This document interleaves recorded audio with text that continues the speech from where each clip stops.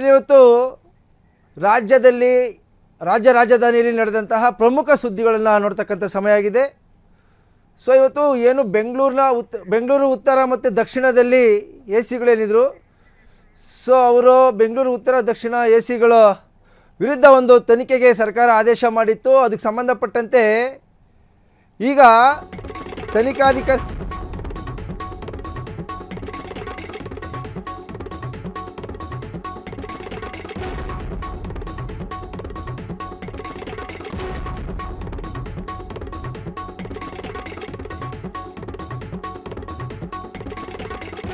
ಕಂದಾಯ ಸಚಿವರ ಕೆಂಗಣ್ಣಿಗೆ ಗುರಿಯಾಗಿದ್ದ ಎಸಿಗಳು ಆನ್ಲೈನ್ ಡ್ಯೂಟಿ ಮಾಡದೆ ಆಫ್ಲೈನ್ ಕೆಲಸ ಮಾಡ್ತಿದ್ದ ಎಸಿಗಳ ವಿರುದ್ಧ ಉತ್ತರ ಎಸಿ ಪ್ರಮೋದ್ ಪಾಟೀಲ್, ದಕ್ಷಿಣ ಎಸಿ ರಜನಿಕಾಂತ್, ಬೆಂಗಳೂರು ಉತ್ತರ ದಕ್ಷಿಣ ಎಸಿಗಳಿಗೆ ಈಗ ಢವಢವ ಶುರುವಾಗಿದೆ. ಏನು ಎಸಿಗಳಿಗೆ ಸಂಕಷ್ಟ ತರುತ್ತಾ ತನಿಖಾ ರಿಪೋರ್ಟ್. ಭ್ರಷ್ಟ ಎಸಿಗಳ ವಿರುದ್ಧ ಕ್ರಮ ಕೈಗೊಳ್ಳುತ್ತಾ ಸರ್ಕಾರ. ಅಂದರೆ ಆನ್ಲೈನಲ್ಲಿ ಕೆಲಸ ಮಾಡದೆ ಆಫ್ಲೈನಲ್ಲಿ ಕೆಲಸ ಮಾಡ್ತಿದ್ದವರು ಇವರು ಕಂದಾಯ ಸಚಿವ ಕೃಷ್ಣ ಬೈರೇಗೌಡ ಅವರ ಕೆಂಗಣ್ಣಿಗೆ ಗುರಿಯಾಗಿದ್ದವರು ಇವರು. ಅಂದರೆ ಈ ಹಿಂದೆ ಉತ್ತರ ವಲಯದ ಎ ಸಿ ಪ್ರಮೋದ್ ಪಾಟೀಲ್ ಮತ್ತು ದಕ್ಷಿಣ ಬೆಂಗಳೂರು ಎ ಸಿ ರಜನಿಕಾಂತ್ ಏನಿದ್ದಾರೆ, ಇವರ ವಿರುದ್ಧ ಸಾಕಷ್ಟು ದೂರು ಕೇಳಿ ಬಂದಿತ್ತು. ಇವರು ಆನ್ಲೈನಲ್ಲಿ ಏನು revenue court computerised management system ಅಂತ ಒಂದು ಸಿಸ್ಟಮ್ ತಂದಿದ್ರು. ಎಲ್ಲ ಕಂದಾಯ ಇಲಾಖೆಯ ಕೆಲಸಗಳು ಆನ್ಲೈನಲ್ಲಿ ಆಗಬೇಕಂತಕ್ಕಂಥ ಒಂದು ಸಿಸ್ಟಮನ್ನು ತರಲಾಗಿತ್ತು. ಆದರೆ ಇವರು ಆಫ್ಲೈನಲ್ಲೇ ಶುರು ಮಾಡ್ತಿದ್ರು ಕೆಲಸ.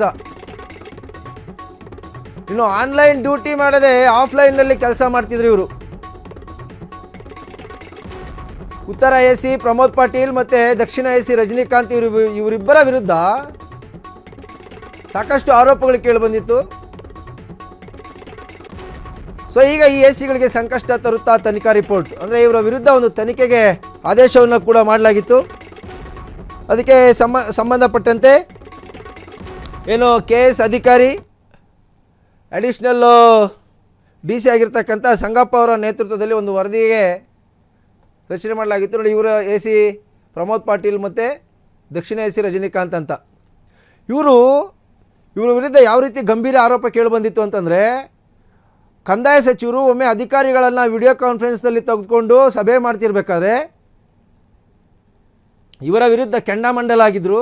ಯಾಕೆಂತಂದರೆ ಇವರು ತಮ್ಮ ವ್ಯಾಪ್ತಿಗೆ ಒಳಪಡದ ಸುಮಾರು 60% ಕೆಲಸಗಳನ್ನು ಮಾಡಿದಾರಂತೆ. ಆದರೆ ಇನ್ನೊಂದು ಇಂಟ್ರೆಸ್ಟಿಂಗ್ ವಿಚಾರ ಏನಪ್ಪ ಅಂತಂದರೆ, ಅವನ್ನ ಆನ್ಲೈನಲ್ಲಿ ಮಾಡಿಲ್ಲ, ಆಫ್ಲೈನಲ್ಲಿ ಮಾಡಿದ್ದಾರೆ.